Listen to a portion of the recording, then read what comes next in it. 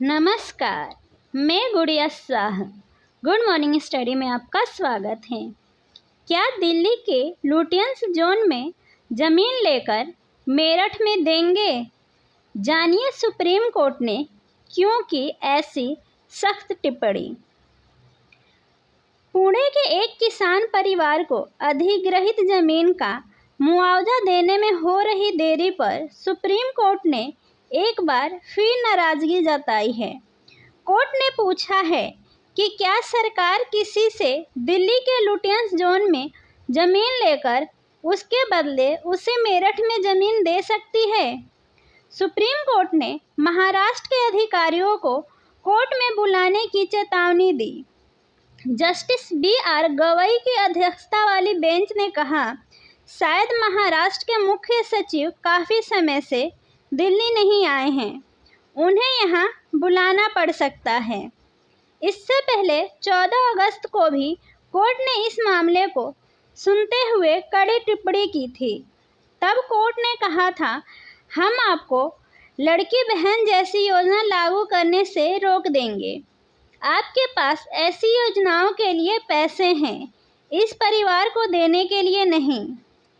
सरकार ने लगभग 37 करोड़ रुपया मुआवजा देने की बात कही थी, लेकिन ज़मीन पर 60 साल से सरकार के कब्जे और उसकी मौजूदा कीमत को देखते हुए कोर्ट ने इसे नाकाफ़ी कहा था। महाराष्ट्र सरकार ने की नई ज़मीन देने की पेशकश। आज महाराष्ट्र सरकार की तरफ से प्रभावित परिवार को नई ज़मीन देने की पेशकश की गई, लेकिन जज इससे आश्वस्त नजर आए। उन्होंने निर्देश दिया कि संबंधित कलेक्टर प्रभावित परिवार और उसके वकील को प्रस्तावित ज़मीन दिखाएं। उसके बाद यह तय किया जाएगा कि उन्हें ज़मीन मिलेगी या बाजार कीमत पर मुआवजा मिलेगा। क्या है पुणे के भगीरथ परिवार का केस, आइए जानते हैं। पुणे के पाषाण इलाके में भगीरथ परिवार से 1961 में 24 एकड़ ज़मीन ली गई थी। उसके बदले तब उन्हें ज़मीन दी गई, लेकिन बाद में उसे वन क्षेत्र घोषित कर दिया गया। उनकी मूल ज़मीन भी रक्षा मंत्रालय को दी जा चुकी है। ऐसे में परिवार लंबे समय से मुआवजे की मांग कर रहा है, मगर संबंधित विभाग के अधिकारी टाल मटोल कर रहे हैं। सुप्रीम कोर्ट इसी रवैये पर नाराज है। ज़मीन नहीं मिली तो परिवार से ली गई भूमि पर मौजूदा हर ढांचा गिरा देंगे, सुप्रीम कोर्ट ने कहा।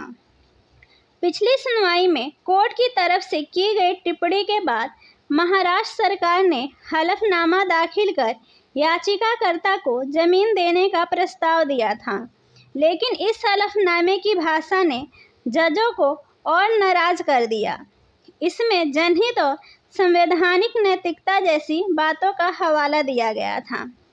बेंच ने तल्ख लहजे में कहा, आपका धन्यवाद कि आपने हमें संवैधानिक नैतिकता की याद दिलाई।